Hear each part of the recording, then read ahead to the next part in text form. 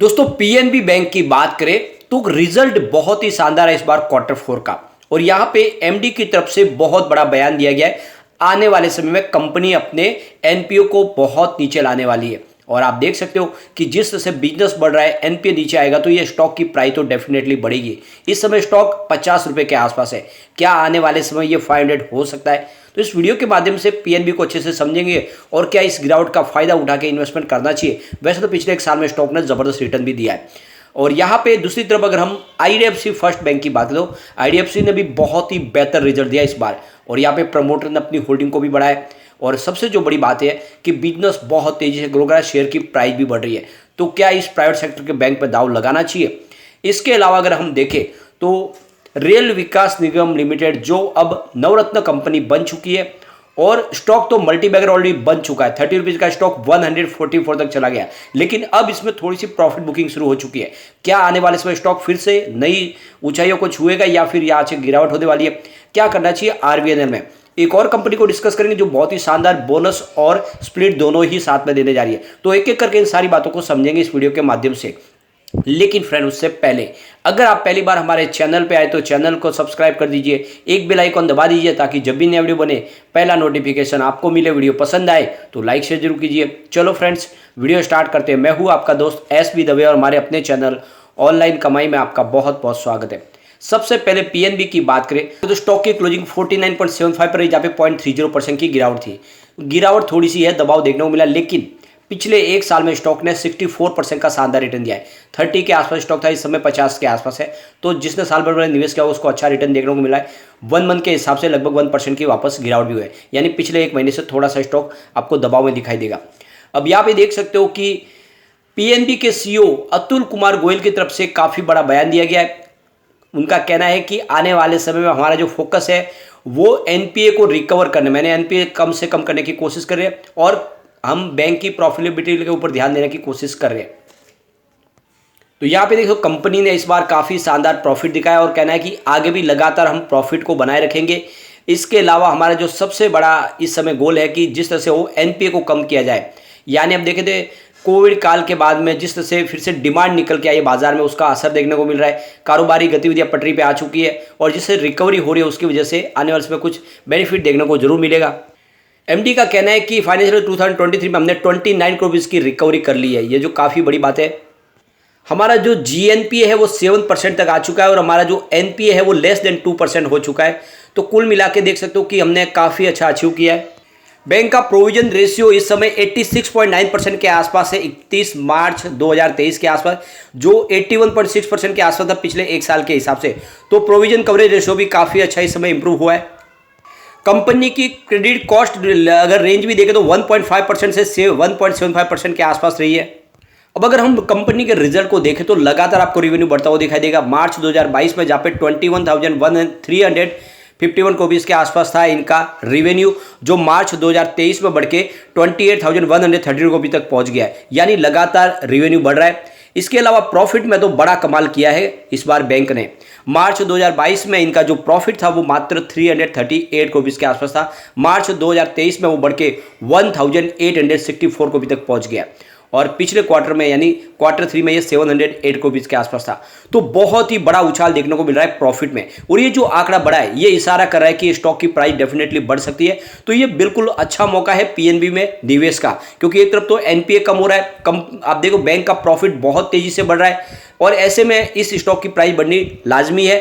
तो एक नजरिया लॉन्ग टर्म का लेके इस समय आप बिल्कुल निवेश कर सकते हैं पीएनबी में। चलते हैं हम आईडीएफसी फर्स्ट बैंक की तरफ। 94.60 पर क्लोजिंग थी, जहाँ पे 3.44% की शानदार तेजी देखने को मिली। अब आप देख सकते हो पिछले एक साल में स्टॉक ने 98% का जबरदस्त रिटर्न, यानी लगभग स्टॉक दुगुना हुआ। 47 का स्टॉक इस समय 95 के आसपास है।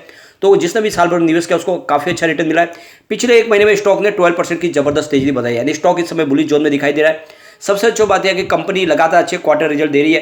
कंपनी का पिछले 5 साल का सीएजीआर 23% के आसपास है और जो सबसे शानदार बात है यहाँ पर कि प्रमोटर ने 3.61% की अपनी होल्डिंग बढ़ा दी है लास्ट क्वार्टर में। अब यहाँ पे अगर हम रिजल्ट को देखें, रिवेन्यू मार्च 2022 में 88.05 करोड़ रुपीज़ के आसपास था, जहां पे इस बार थोड़ा रिवेन्यू कम हुआ है। 52.60 करोड़ रुपीज़ के आसपास रहा है रिवेन्यू, यानी रिवेन्यू में थोड़ी सी कमी जरूर आई है। लेकिन जो उछाल आया वो है प्रॉफिट में, बहुत भारी उछाल। मार्च 2022 में 64.03 रुपीज का मामूली सा प्रॉफिट था, यानी प्रॉफिट 2 डिजिट में था। दिसंबर तक ये बढ़ के 272 रुपीज तक आ गया, लेकिन मार्च 2023 की बात करें तो प्रॉफिट सीधा 3,387 को अभी तक पहुंच गया, यानी एक तरह से बम्पर प्रॉफिट मिला है आईडीएफसी फर्स्ट बैंक को। और ये जो प्रॉफिट है ये सारा करके स्टॉक रॉकेट बन सकता है, और ऐसे में एक लॉन्ग टर्म का नजरिया लेके इस स्टॉक में इन्वेस्टमेंट बिल्कुल किया जा सकता है। तो जिस तरह से प्रॉफिट बढ़ रहा है ये एक बहुत बड़ा शुभ संकेत है। अब पिछले 10 साल की इसकी परफॉर्मेंस देख सकते हो कि 5 साल के हिसाब से इसका सेल्स ग्रोथ 20% पॉजिटिव है, 3 ईयर के हिसाब से 12% पॉजिटिव है, लेकिन इस टीटीएम 32% पॉजिटिव है। तो देख सकते हो कि सेल्स में जबरदस्त वृद्धि हुई है। प्रॉफिट ग्रोथ देखें तो 5 ईयर के हिसाब से 23% पॉजिटिव है, 3 ईयर के हिसाब से देखें तो 42% पॉजिटिव है, लेकिन इस टीटीएम 1723% पॉजिटिव है, यानी बम्पर बढ़ोतरी हुई है प्रॉफिट में। अब इसके अलावा इसकी CAGR देखें तो पिछले 5 साल के हिसाब से 11% पॉजिटिव है, 3 ईयर के हिसाब से 53% और 1 ईयर के हिसाब से 101% का बम्पर इन्होंने स्टॉक की परफॉर्मेंस देखने को मिली है। अब यहाँ पे ROE देखें तो 5 ईयर के हिसाब से -2% था, 3 ईयर के हिसाब से 5% पॉजिटिव, लेकिन लास्ट ईयर 12% पॉजिटिव है। तो कुल मिला के आंकड़े बहुत उत्साहवर्धक है और एक नजरिया लॉन्ग टर्म का लेकर निवेश के लिए बिल्कुल ये स्टॉक काफ़ी अच्छा बन रहा है, इसमें आपको इन्वेस्टमेंट बिल्कुल करना चाहिए।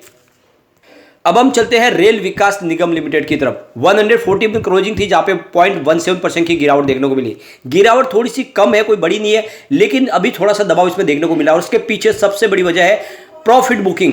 पिछले 1 साल में स्टॉक ने बम्पर रिटर्न दे दिया है, यानी 269% का बम्पर रिटर्न।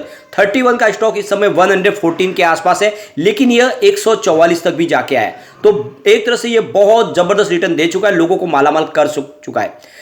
पिछले 1 महीने में भी स्टॉक ने लगभग 10% की तेजी बताई है। तो ऐसे में अब देखो प्रॉफिट बुकिंग तो होना ही है, लेकिन जल्दी यहाँ पे एक जबरदस्त तेजी फिर शुरू होगी और इसके लिए हमें क्वार्टर 4 का इंतजार करना होगा।